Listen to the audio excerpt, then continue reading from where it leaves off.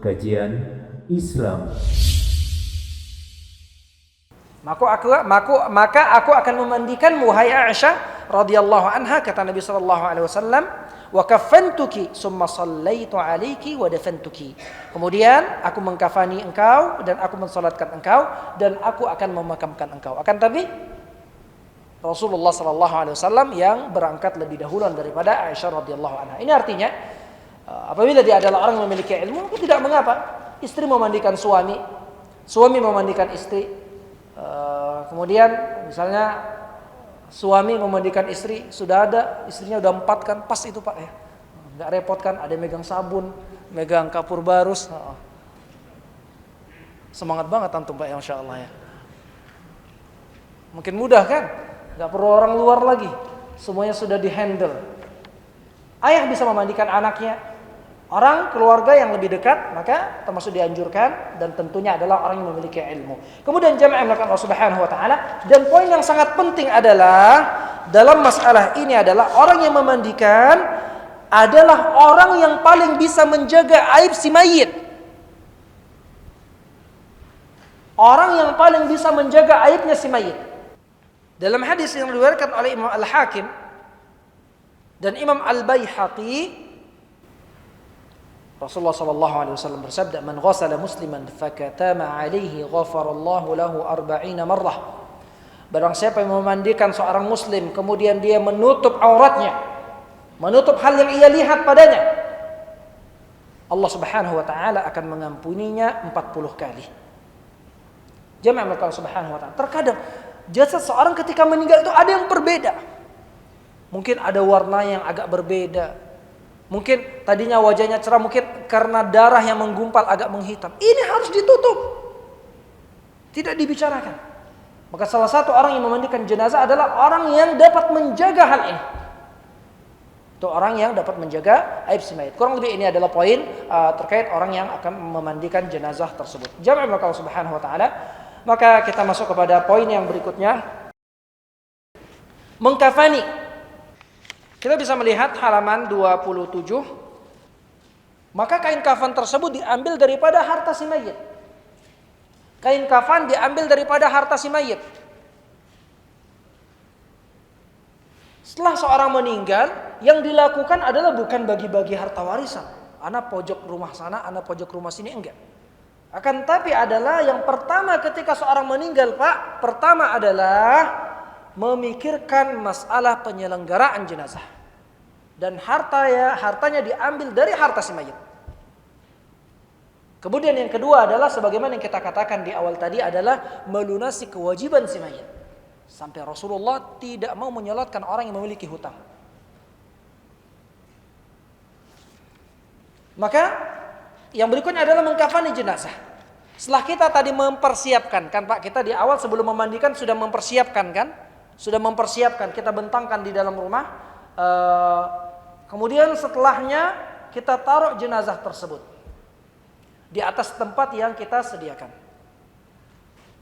Baik, ketika kita memandikan tadi, kita menaruh jari. Jari itu apa ya? Bahasa Jawa jari itu. Bahasa Padangnya apa Pak? Kain panjang. Afwan. Istrinya orang Jawa. Kain panjang. Kita taruh ketika memandikan di bagian kemaluannya, dan dibersihkan dengan sarung tangan. Kemudian setelahnya jamaah Allah Subhanahu wa taala, si mayit tadi sebelum kita taruh ke tempat kafan masih di kamar mandi, kita handukkan. Oke, ada yang terlupa dari kita handukkan. Kita mempersiapkan handuk. Ditambahkan tadi yang kita siapkan saat memandikan handuk. Handuk. Maka terakhir setelah diberikan kapur barus dihanduki. Iya, dikeringkan, maaf ya. Mengeringkan. Yang paling memudahkan itu handuk ya, tidak mesti pakai hair dryer atau alat. Handuk yang paling memudahkan, dikeringkan. Kemudian bagian yang basah daripada jenazah tadi diganti dengan kain panjang berikutnya. Caranya adalah ditaruh kain panjang tersebut di bagian atasnya. Kain panjang yang kering tadi ditaruh di bagian atasnya. kemudian kain panjang yang basah ditarik dari bawahnya sehingga tetap tertutupi auratnya. Ya Pak ya. Kain panjang yang kering tadi ditaruh di bagian atasnya, kemudian kain panjang yang basah ditarik dari bagian bawahnya sehingga tidak terlihat auratnya. Kemudian baru diangkat untuk mengkafani. Jamaah yang melakukan Allah Subhanahu wa taala, kita lihat pada poin pada halaman 28.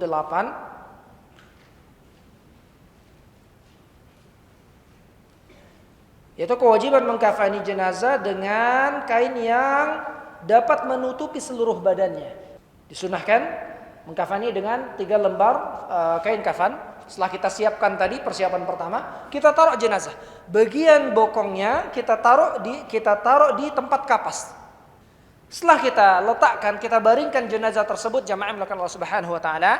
Setelah kita taruh wangian padanya, kemudian baru kita gabungkan antara helai pertama dan helai kedua, digabungkan. Helai pertama digabungkan dengan helai yang kedua. Dan di situ ada 2 orang. Ada di bagian kepala, kemudian ada di bagian kaki. Ada yang di bagian kepala, ada di bagian kaki. Yang di bagian kepala sebelah kiri mayit. Ini trik saja Pak. Yang di bagian kepala sebelah kiri mayit, yang di bagian kaki sebelah kanannya si mayit. Kemudian setelah digabungkan kain tersebut, karena yang disunnahkan 3 helai, maka setelah digabungkan kain tersebut, jamaah yang melakukan Allah Subhanahu wa taala digulung. Yang orang berdiri, yang orang berada di bagian sebelah kiri si mayit, dia menggulung ke arah kanan. Sedangkan orang yang berada di sebelah kaki bagian kanan si mayit menggulung ke sebelah kiri. Bisa digambar Pak? Bisa tergambar? Jadi berlawanan gulungannya. Yang sebelah kiri sini menggulung ke sana, yang sebelah sini menggulung ke sini agar lebih rapat. Sebelum gulungan rapat, karena di dalamnya ada di dalamnya ada kain panjangnya ditarik sehingga tetap terjaga aurat si mayit. Dan gulungan demikian lebih ketat dan lebih kencang. Menggulung. Sudah gulungan pertama, lakukan dengan gulungan yang kedua. Gabungkan kainnya. Bagian yang berada di sebelah kiri mayit menggulung ke kanan, bagian yang berada di bawah sebelah kanan si mayit menggulung ke arah sebelah kiri. Dan lakukan pada kain yang ketiga.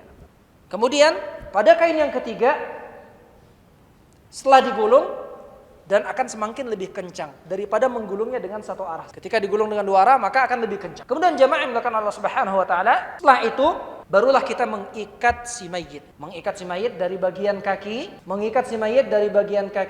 kita ikat dengan jumlah ikatan 5 atau kurang daripada 7 tidak masalah. Dan sampai sekarang wallahu taala alam, ana belum dapat info apakah harus ganjil atau genap. Yang intinya adalah menutupi dan cukup untuk mengikat si mayit tersebut sehingga kain tidak terurai. Jamaah yang melakukan Allah Subhanahu wa taala, kemudian kita ikat dan dengan ikatan pita, dengan ikat pita yang memudahkan untuk membukanya setelah nanti di dalam kubur. Dilakukan semuanya sampai dan sisakan di bagian kepala. Barangkali ada keluarga yang ingin menciumnya kembali, karena dibolehkan membuka dan mencium, maka kita sisakan di bagian kepala. Dan tidak harus menaruh kapas di bagian hidung. Kapas bagian hidung, bagian telinga. Apabila keluar darah, maka kita menaruh kapas padanya. Sebagaimana kita meletakkan kapas di dubur si mayit. Maka tidak perlu meletakkan kapas di hidungnya. Apabila keluar darah, maka kita meletakkan kapas di tubuh si mayit. Jamaah melakukan Allah Subhanahu wa taala, kemudian kita menutup bagian kepalanya dan kita ikat di bagian pocongnya dengan ikatan pita juga. Dengan ikatan pita. Kira-kira tergambar enggak Pak seperti ini? Ini adalah poin yang kedua. Poin yang ketiga yaitu mengkafani si mayit. Kemudian selanjutnya kita masuk kepada poin yang ketiga. Pada poin yang keempat, mensalatkan si mayit. Tata cara salat jenazah, sekali lagi, salat jenazah dan penyelenggaraan jenazah ini adalah fardu kifayah, mesti harus ada yang bisa. Masjid Nurul Iman ini harus ada nih nanti timnya setelah ini, harus ada yang bisa. Nanti kalau seandainya anak meninggal berarti antum sudah ada yang memandikan. Dan hukumnya adalah fardu kifayah. Idza qama bihil ba'd saqata 'anil akharin, yaitu apabila salah seorang melakukan maka hukumnya tergugurkan daripada yang lainnya. Maka salatnya adalah salah satu hal yang diperhatikan ketika salat jenazah, kita meletakkan si mayit bagian kepala itu sebelah kanan kita. Meletakkan posisi si mayit bagian sebelah kanan kita. Kemudian apabila jenazah tersebut, kalau misalnya melintang di hadapan saya jenazah dan di sana kiblat, maka posisi kepala di bagian sebelah sini. Kemudian jamaah yang dimuliakan oleh Allah Subhanahu wa taala, selanjutnya apabila dia adalah jenazah laki-laki, maka posisi imam berada di bagian kepala. Posisi imam berdiri di bagian kepala.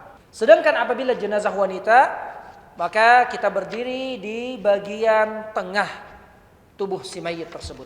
Jamaah yang dimuliakan oleh Allah Subhanahu wa taala, kemudian disunnahkan untuk mengganjilkan saf. Disunnahkan untuk mengganjilkan saf. 5, 3, kemudian dan seterusnya. Kemudian jamaah yang dimuliakan Allah Subhanahu wa taala, dan kita sebelum melakukan salat jenazah juga dianjurkan dalam keadaan berwudu. Maka kita dianjurkan untuk berwudu, jamaah yang dimuliakan Allah Subhanahu wa taala. Kemudian setelahnya dalam keadaan saf yang sudah rapi, lurus dan tidak usah terlalu berjarak. Kemudian dalam keadaan imam misalnya jenazah adalah jenazah laki-laki, berdiri di posisi bagian kepala. Kemudian jamaah sudah dalam keadaan berwudu, kemudian takbir, yaitu dengan 4 kali takbir. Takbir yang pertama adalah kita membaca Alhamdulillahi Rabbil Alamin, membaca Al-Fatihah. Tentunya kita membaca Al-Fatihah setelah ta'awudz. Hal ini selaras dengan apa yang Allah firmankan, fa idza qara'tal Qur'an fasta'idz billah. Apabila kalian membaca Al-Qur'an, maka hendaklah kalian membaca a'udzubillah. A'udzubillahi minasyaitonir rajim. Kemudian kita membaca Al-Fatihah. Kemudian yang kedua, jamaah yang dimuliakan Allah Subhanahu wa taala, kita membaca salawat kepada Rasulullah sallallahu alaihi wasallam dan kepada Nabi Ibrahim. Kemudian takbir yang ketiga, kita membaca doa untuk si mayit. Apabila mayit tersebut adalah mayit dewasa atau secara umum, kita membaca doa untuk si mayit. Apabila dia mayitnya laki-laki, maka kita membacanya Allahumma ghfirlahu warhamhu wa'afihi wa'fu anhu wa akrim nuzulahu. Apabila dia adalah mayitnya wanita, maka kita membaca Allahumma ghfirlaha warhamha wa'afiha wa'fu anha. Apabila dia mayitnya adalah jumlah yang banyak dan di sana ada laki-laki dan perempuan, maka kita membacanya Allahumma ighfir lahum warhamhum wa'afihi wa'fu anhum. Ya Pak ya? Apabila dia mayitnya laki-laki firlahu, perempuan firlaha.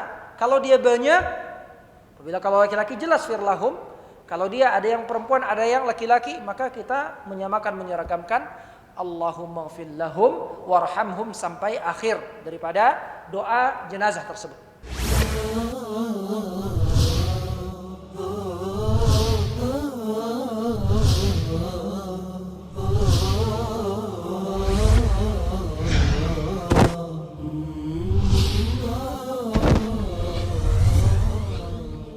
Kajian Islam.